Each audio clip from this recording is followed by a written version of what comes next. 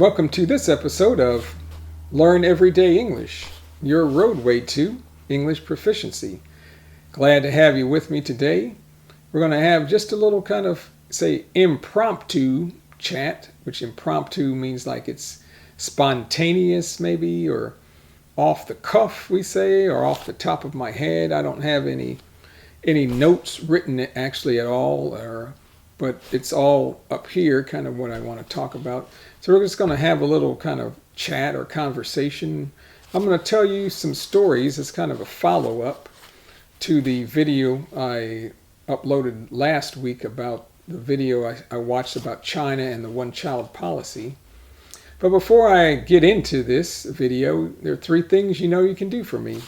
Like the video, 1. 2, subscribe to the channel. And 3, tell your friends about it so that they can benefit too, just like you. All right, well, I'm going to tell you a little bit more about myself, kind of open up, maybe something you'll find interesting, hopefully. And just tell you stories. And like I said, I learned and read that it's a good way to learn English through stories. You can practice your listening comprehension. So it's not just all about teaching grammar rules, phrasal verbs, that type of thing. So what I want to talk to you about is my experience with the Chinese language. I'm studying Spanish and have been for a while, but you probably may not know that I studied Mandarin Chinese. When I was in my late, 20s, early 30s, I studied it for about 2 to 3 years. And I could say I really enjoyed it. But I made a mistake, I guess you could say. And I started studying Chinese because my first wife was Chinese from Malaysia. She could, read and write Chinese and speak Mandarin. And, so I got kind of involved with the Chinese culture, something I didn't really know much about before. It's a very interesting culture, very old culture, and I found it kind of interesting and fascinating, some of the customs and that type of thing. The language to me just seemed like impossible. It's like they were saying the expression they were speaking Greek, or I guess we could say they were speaking Chinese, but I was like, man, what are they talking about? I don't think I could ever understand that or learn to speak that because it sounded so different. But I started studying Chinese when I was living in Houston, and there was a big Chinese population there of people from, mainland China, and also people from Taiwan. And it just happened that my boss where I worked at, he was Taiwanese. So at the Taiwanese Cultural Center, they offered Chinese classes in Mandarin. So I started taking Chinese Mandarin lessons there. But the mistake I made was that I tried to learn to read, write, and speak all at the same time, which maybe for a typical language like English or Spanish may not be that big of a deal. We say big of a deal or a big issue. But in Chinese, it's an issue because, it's not really an alphabet. They have Chinese characters. So the characters, you just have to know the character, what the character means and how it's pronounced. You can't really sound it out by knowing what the character is. So it takes a long, long time to learn to read. And it's even harder to learn to write because each stroke of the character technically has to be made in a certain or particular order. There's a right order to make each of the strokes for each character. Each character has a meaning by itself, but then say if you add 2 characters together, it has a different meaning.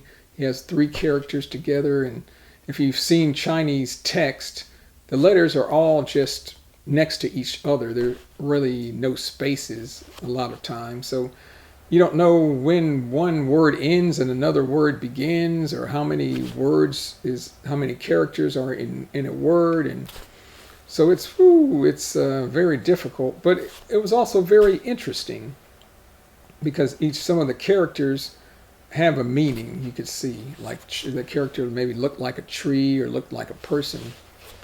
So I did that, and I remember the book I was using was called the Practical Chinese Reader.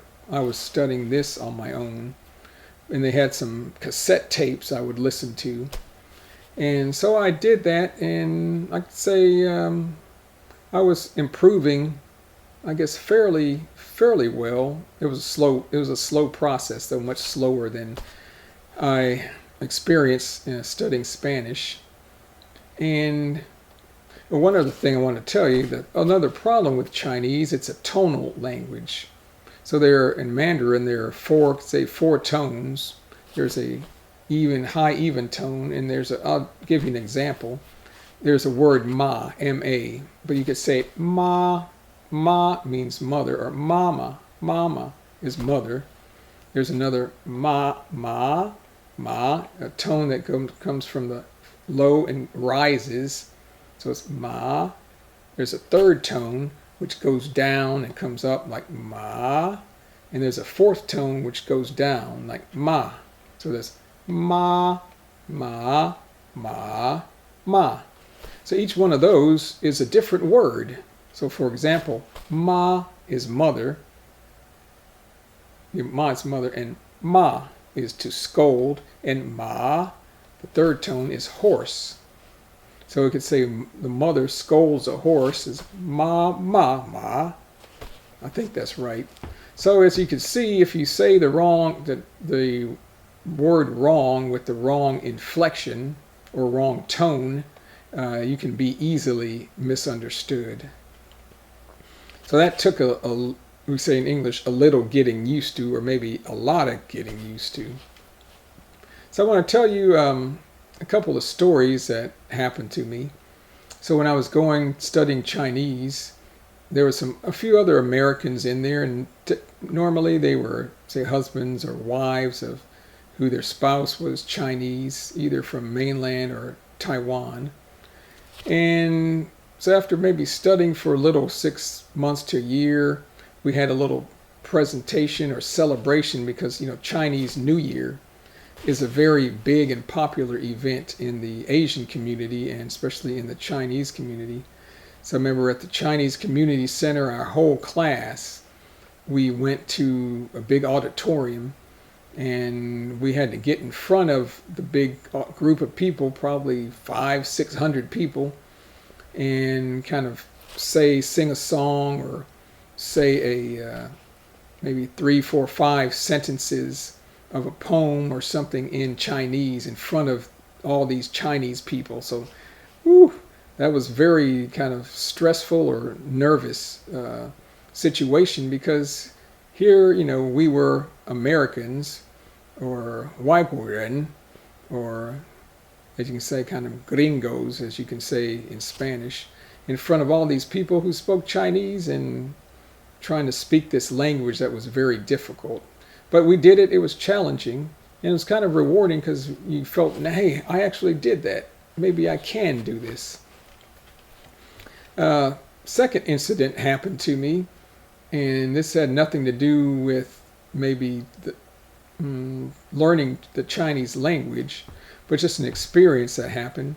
So I remember one evening we went over to visit, my wife and I. She knew a couple that were from Taiwan, and I was, like I said, probably maybe around 30, and these were like three other couples from Taiwan. They were all around our age, and they all had gone to school here in the United States, so they all could speak English very well, perhaps not fluently, but very well. So we went to the house and we met. We were all sitting around the kitchen table talking, at first in English for maybe 20-30 minutes. And then kind of all of a sudden, they started speaking in Chinese, Mandarin. At this time, I'd only been studying, I don't know, maybe 6 months or so. And so I couldn't understand anything. I couldn't really speak or have a conversation. So they just started talking in Chinese the whole time. So I was just sitting there by myself, didn't know what was going on, couldn't understand anything. And I tried to practice, but I was such a beginner, it was useless. And I thought, well, maybe they were going to change. They see me sitting here and they all speak English very well. Maybe they would, start talking in English, or somebody would translate for me at least so I would know what they were talking about. But they never did. So I thought to myself, man, boy, this is pretty rude, or very rude, because if I were them, it's something I wouldn't do. If I know there was a person that didn't understand or speak the language, either I would try to translate or I would try to talk to them to make them feel comfortable. But that didn't happen. So maybe after 20, maybe even 30 minutes, I said, hey, enough of this. I'm going to go. I went into the living room, and the father of one of the Chinese people, he was sitting there by himself in the living room, and he could speak a little English. So I just went in there and talked to him, I don't know, maybe for an hour or so. And finally, the group in the kitchen, they finished and they came out, and then we, said our goodbyes and we left. But I remember I got in the car and I was thinking to myself, boy, that was the most uncomfortable experience I've ever had in my life, where you just felt uncomfortable, you didn't belong, you felt out of place. And so I told my wife, hey, that was very rude, and I was very uncomfortable, and hey, if you want to go back and visit them again, you can go, but I'm not going to go, because I thought, that was very rude. So that's just an experience that I had that was very uncomfortable. And a third experience I had after maybe I'd been studying Chinese for 2 to 3 years is I love to do Tai Chi, which is a Chinese form of, it's actually a martial art, but most people do it for relaxation. So I was very heavily into Tai Chi, and I started Tai Chi because, with this health condition I have, I used to like to go to the gym, do a lot of aerobics, strenuous exercise, but I couldn't do that anymore. So I decided I need to do something, so what can I do? And I just heard about, maybe saw it on TV, and I started taking lessons at a Kung Fu, Tai Chi and Kung Fu school in Houston, and absolutely loved it. And so I was doing Tai Chi at the school 3 or 4 times a week, practicing almost every day on my own. And there was a park, maybe half a mile from my house. I would take a walk or ride my bike to the park. I would do Tai Chi for maybe an hour, hour and a half. And this area that I lived in was near, say, in Chinatown in Houston. So there was a large population of Chinese people from Taiwan and China and other Asian communities like Vietnamese. But I would see this older Chinese man in the mornings doing Tai Chi, and he was very good. And I thought, well, maybe I want to talk to him, but I was kind of scared. I was kind of nervous because my Chinese wasn't, very good. I'd say maybe it was about a A2 level, maybe early B1. So it wasn't really maybe advanced beginner at the most. And of course, with anything like that, you try to talk to people in their language, they start talking to you real fast, and it makes it even harder to understand. So I said, I don't know if I want to try this, but I said, hey, what have I got to lose? What do I have to lose? So I went over and started talking to him in Chinese. And I would have to say we had a good conversation for about 30 minutes, maybe 40 minutes. And I didn't understand everything that he said, but we were communicating much better than I thought. And I would say the majority of what he was trying to say. He probably simplified it for me. So he told me a lot of things, gave me some tips and information about Tai Chi and about himself and that type of thing. So that gave me a lot of confidence. I said, well, if I can talk with him, looks like I am learning something, even though I didn't realize it at the time. So that was another experience that I had in, say, my Chinese language learning journey. And I say that to say this, in that experience with the older Chinese man, a lot of times we are making progress in our language learning, but we don't really see it. Other people can see it better than we can. So I say this to say this and to tell you, hey, don't try to compare yourself to other people. Just keep going away. Keep going on with your language learning journey. In English, we say keep plugging away at it. Keep plugging away, like keep being persistent and continue to be consistent. And it will pay off. You will see your language improving, day after day or week after week or month after month. But again, sadly, I guess I stopped studying Chinese after that 2 or 3 years because I said, well, I don't know how much I'm going to actually use Chinese. And I wasn't really speaking. My wife and I, we didn't speak because she spoke fluent English and she didn't really like to speak Chinese with me. So that was out. And a lot of the Chinese people that I would come into contact with, a lot of them lived here in the States or in Houston for quite a while, so their English was very good, and I didn't really see myself, I didn't have a burning desire at the time really to go to China because of this health condition I had. I didn't want to go there. So I said, and I was getting kind of frustrated because it was taking so long to try to learn the language, especially trying to learn to read and to write.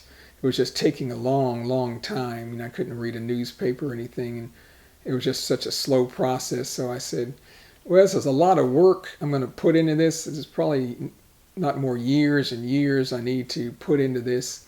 So I decided to stop. And then also my work was getting very busy, more and more difficult. I gotten a promotion into another department, and eventually I got a promotion into a higher, like, management positions. I had to work late in the evening, sometimes work on weekends, and I had other interests too, like Tai Chi and just learning to play the guitar. And so, like I said, I didn't want to, we say in English, spread myself too thin, like to try to get involved in too many activities at once, because what happens is you can't spend the time or devote the time you need to or you want to each activity because you're trying to do too many things. So in English, I say there's an expression, something has to give. That means something has to, maybe you have to give something up. Something has to change. So I said, well, I'd rather, do Tai Chi. I'm not going to stop that.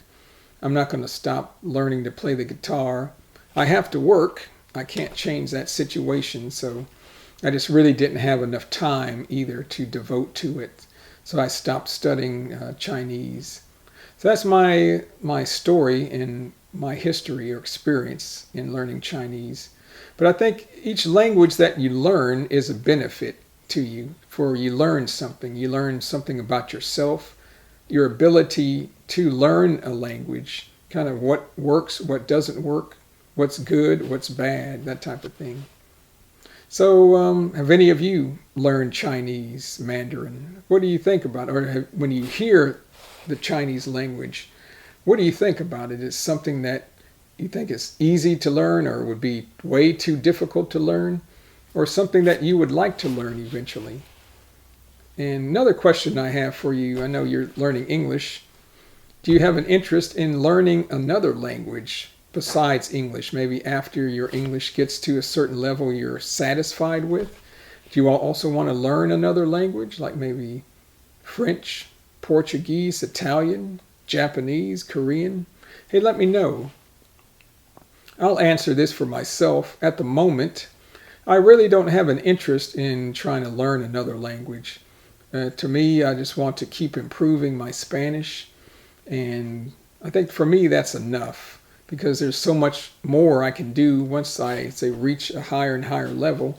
I can watch more, news, TV, movies, read books, magazines, and just opens up a whole new world, opens up the world bigger and bigger. There's so many Spanish-speaking countries. So for me, I really at the moment don't have an interest in learning another foreign language. Well, I think I'll wrap the video up at this point, but hopefully you found this chat, or we say this chit-chat, which is just talking, interesting, informative, it was good practice for you in learning English. Remember, if you need to, I think you can always turn on the subtitles or the closed caption on the video to follow along if I'm speaking too fast. But I don't speak very fast, a lot of people told me. I'm not really trying to slow down either. This is my natural pace or rate that I speak with in English. So a lot of people say that they can understand me pretty well. Maybe I enunciate fairly clearly. So that's it. So remember, if you like the video, 1, hit the like button. 2, subscribe to the channel. And 3, tell your friends about it. So like I always say at the end, have a good rest of the day, week, weekend, wherever you are in this world, this blue marble that we live in that's kind of floating in the middle of infinite space, if you want to think about it that way. And we'll see you next time on Learn Everyday English. Hey, we'll talk to you later. Goodbye.